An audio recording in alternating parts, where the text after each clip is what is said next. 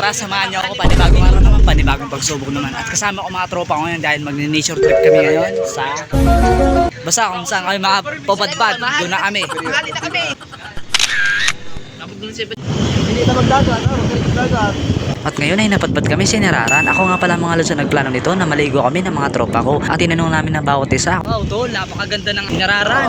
Kung balik pa sila na dito kami maliligo. At sumangayon nga lahat. Ganyan kami mga tropa ko. Walang pabida at walang pabida. Lahat na sumasangayo kung gusto ng bawat isa.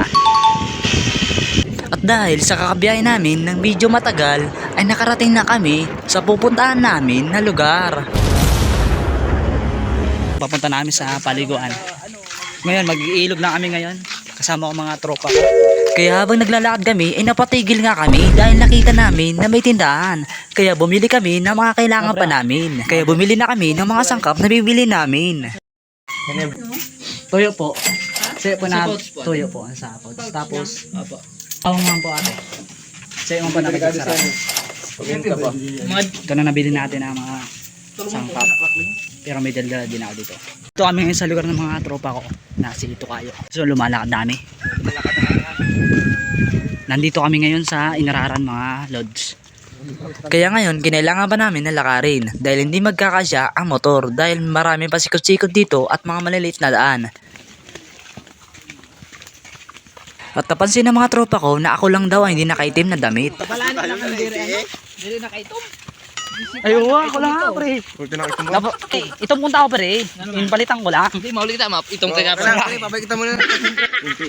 Ito mga lods, nasa mataas kami mga lods. So yung guys, nandito kami sa Dili na kayo sa Cernica. Napakaganda mga tanamin dito mga lods. Dahil payapa nga mga lods. Napakalayo nga din na nilakaran namin ng mga tropa ko. Kaya kung di ka talaga sanay sa paglalakad dito ay talagang mga nganay talaga ang paa mo. Kaya nga kailangan talaga namin lakarin mapunta sa pupunta namin na paliguan dahil napakalayo at hindi talaga kakasya dito ang mga sasakyan.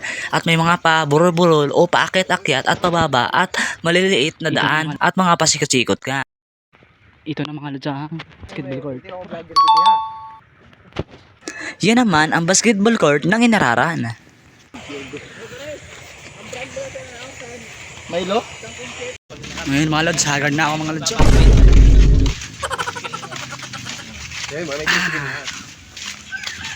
Ito mga lods, lumalakad ba kami papunta sa pupunta namin na ilog.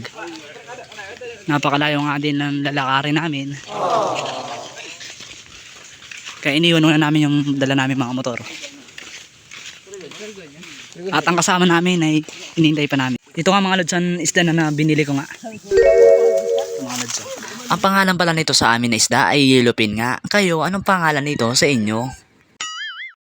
At sa pagdating namin sa ilog, ay hindi namin inaasahan na marami pala ngayon. Kaya napakalaki naman ang problema namin. Kaya hanap naman kami ng place na pwede namin napuntaan o maliguan na malinis nga. At sabi sa akin ni paring Ardel na babanlawan na lang daw niya ng malinis sa tubig ang isda. Sinimulan na naman ni Ardel na guhit-guhitan nga ang isda. Ang coker naman ngayon namin si Ardel. Ito mga lods, isda. Mila ka doon. Makikita nyo na isda ang mga lods. Anong luto natin to, tol? Inihaw po. Inihaw sa sibuyas. Nung nakaraan na video natin ay si Ardel nga yung nagluto. Ay nag-iyaw ng manok. At ngayon naman ay si Ardel naman ang magluluto ngayon. Sangkap, tulad ng mga sibuyas, kamatis, at sili. At syempre hindi mawawala yung magic sarap. Ano masasabi niyo kay Jason Balani? Masasabi namin na ng pa ni Jason na pahalagan mo buhay mo. Pag sumikap ka, subscribe.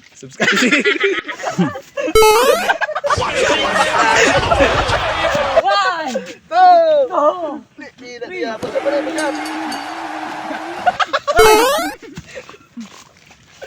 Sobrang saya talaga ang tropa kapag may kulitan. Kaya abang bata ka pa, mag-enjoy ka na. Kasi ang mga araw ay hindi mo talaga mababalikan kapag lumipas na mga panahon.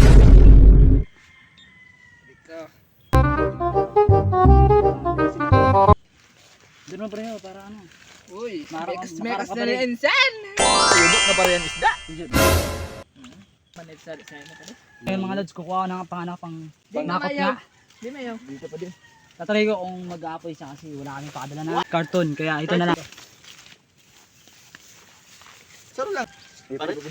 Nilagay-lagay ko na ang uling para nga magpabaga na.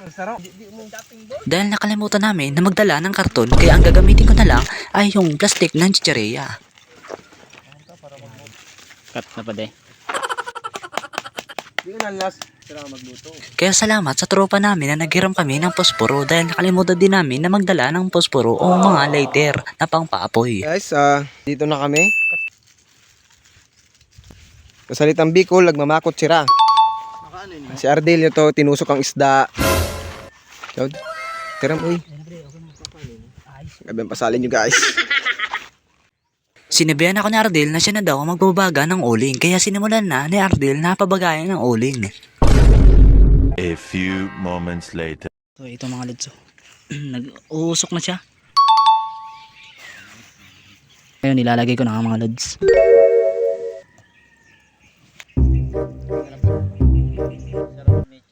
Nagdatingan na nga ang mga iba't ibang tropa ko. Si Arjun, si Ken, at si Vlad, at marami pang iba.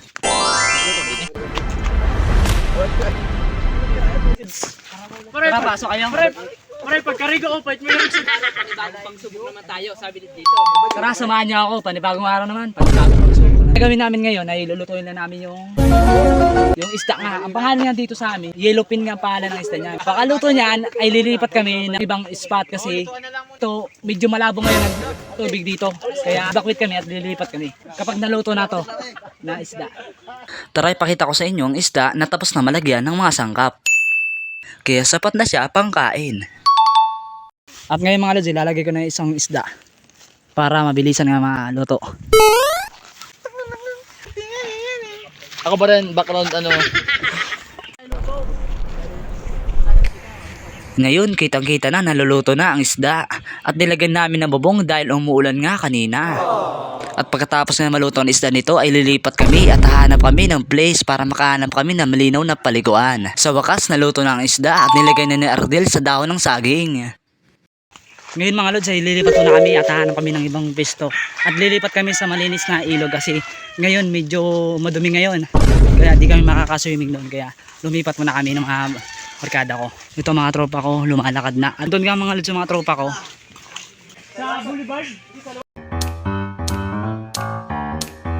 Ngayon dito kami napadbad sa dagat ng Inararan at kalmado nga ang dagat.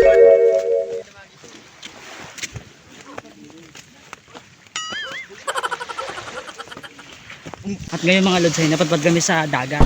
Maliligo na sa dagat kasi doon sa ilog ay dumi nga kaya hindi kami makakapag-swimming doon. Kaya doon makakasama ko mga lods.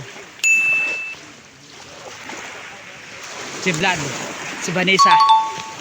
Pakiramdam ko yung napakaganda maligo dito sa dagat dahil napakakalmado nga.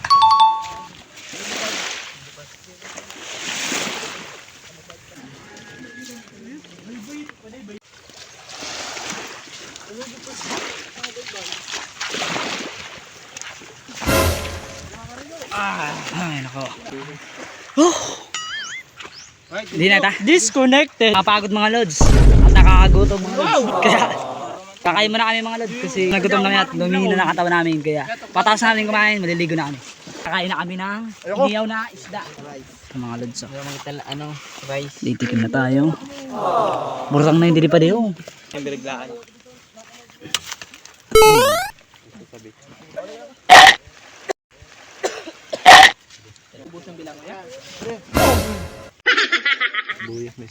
Pagkaon. Dahil nakalimutan namin na magdala ng kanin kaya pinagtsagaan na lang namin na asayin ang isda at bilanghoy. At kumain-kain na nga kami ng mga kasama ko, ng mga tropa ko. Hindi kami nakadala ng kanin kaya ito na lang. Bintang mo. Ang sarap magkaroon ng tropa na walang arte at sabay kayo maging matagumpay sa mga ginagawa nyo. Kayo naman ng lods ay kukuha kami ng silot kasi hindi kami nakadala ng water. Few moments later. Ngayon naman ay nakuha na nga ang silot at iniitak na nga ni Ardel. Sundo ka na sa palidi. Didi lang. Ano? Tagsararo. Turuan na lang kita so.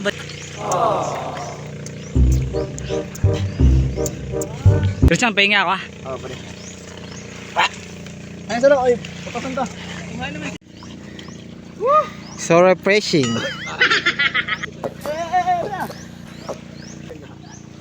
Ayun mga lods, ay maliligo na kayo mga lods. Dito tayo sa karagatan naman, Ngayon ay handang-handa na ang mga tropa ko na maligo sa karagatan kaya sisimulan na namin na maligo kami sa karagatan dahil napakainit na sa katawan.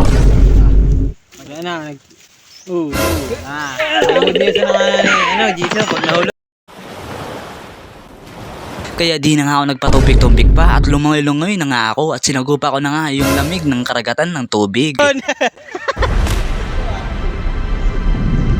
Vlad, mo na kumaan. Ano yung ulusong ko na siya? Dito sa niya pa di. Wala pa rin, dara na yun. Tigres na nasa sulutong. Ganyan mga tropa ko, daming asaran pero walang pikunan.